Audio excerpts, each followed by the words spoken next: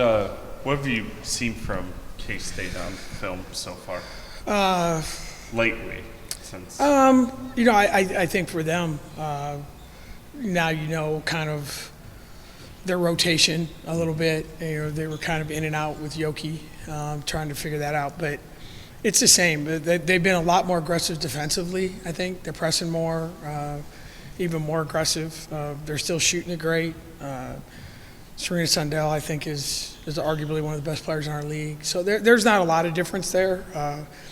They went through a really tough part of their schedule recently, going to West Virginia, which obviously everyone knows how hard that is. And Baylor, who we just played, is playing as well as anyone.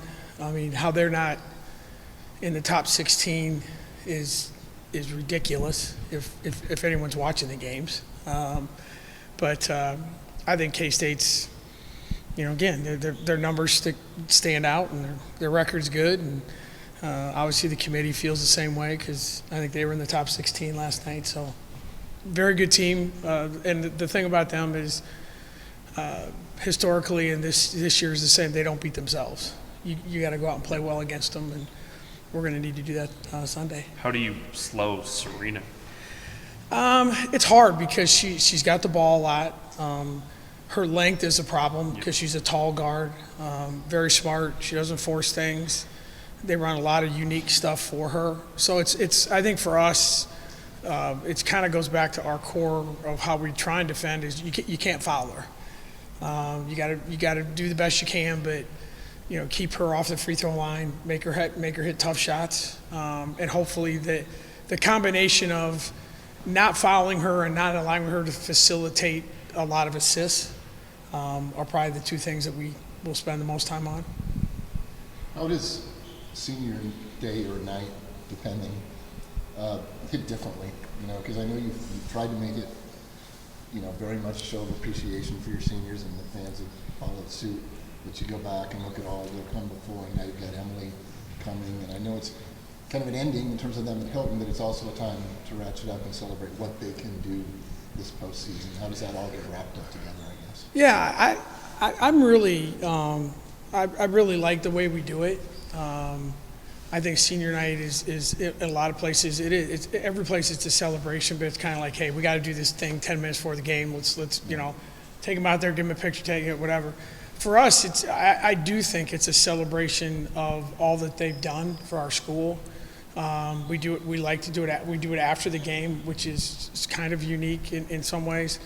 Our fans historically have been very good about they stay and they celebrate with them. And I think it's the nature of Iowa State fans. It's kind of, hey, it's like one more time where we can celebrate together, where the player this year, rather than players, get their one more moment. And I'm sure the emotion that they're going through, and Emily's going to go through a lot. I mean, she's she grew up part of her growing up was here and in front of these fans, and so I think it's a cool thing, and hopefully it's a memory that she'll have for a long time, and hopefully that it's a way for our fans to thank her one more time for the things that she's done for us. She said she thinks that your team's playing its best basketball right now. What do you think's behind that? I think there's a lot of things. I think probably number one is I think that the roles on our team are a little more identified. I think Kelsey Jones kind of settled into the starting lineup has helped. I think our health is a little bit better than it was a couple weeks ago. And I do think that our team has a great sense of, the timing of where we are in the season and all those kinds of things. And I do think that we've practiced, even at the end of the year, right, when you don't practice very long, we've practiced well, and we've really tried to tell our team, you can still get better.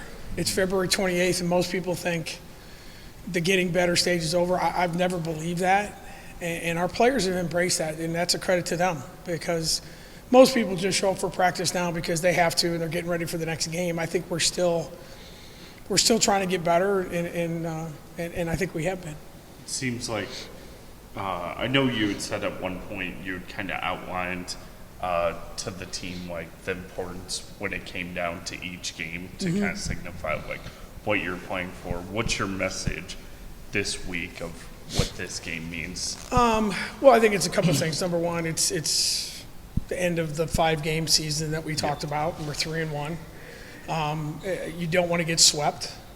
In a time now with an unbalanced schedule, we only play 3 teams twice. We've swept the other 2, so you don't want to get swept. It's a chance to play a really good team, a ranked team. Last home game of the season, not just for Emily Ryan. And the other thing I've tried to tell our team, and not as specifically, but I probably am becoming more specific daily. This is a really really fun team to be around. It's a good team. They get along together, but this team will never be together again once the season's over. And I don't want them to kind of lose track of that. Like, it's not just Emily Ryan. Like, some of our managers won't be here. Our student trainer won't be here. Who knows how many players and coaches won't be here. So I want them to really embrace and celebrate what's been a lot of fun. Yeah, there's been some disappointment, but it's been a group that's been really, really good to be around, and I just want them to understand that when it's over, you can't repeat it. It'll be different, and different doesn't mean bad, but let's let this thing go as long as we can, and so I've kind of tried to give them that message. It's like you go on vacation, you get to the last 2 days of vacation, you're like, oh man, this is almost over. I want them to kind of feel that way, and I want them to enjoy what time they have left together. You've frequently sort of joked that, sometimes with the scheduling, that, I don't know what I did to tick off the Big 12, but senior day, senior night always seems to be a highly ranked foe. Yeah, it's usually Baylor or Kansas State.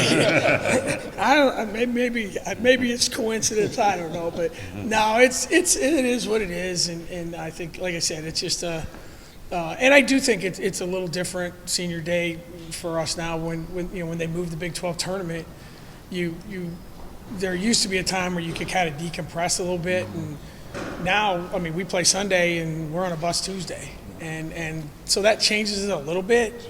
But yeah, it's you're going to end with a really good team, and hopefully we'll play well enough to be in the game.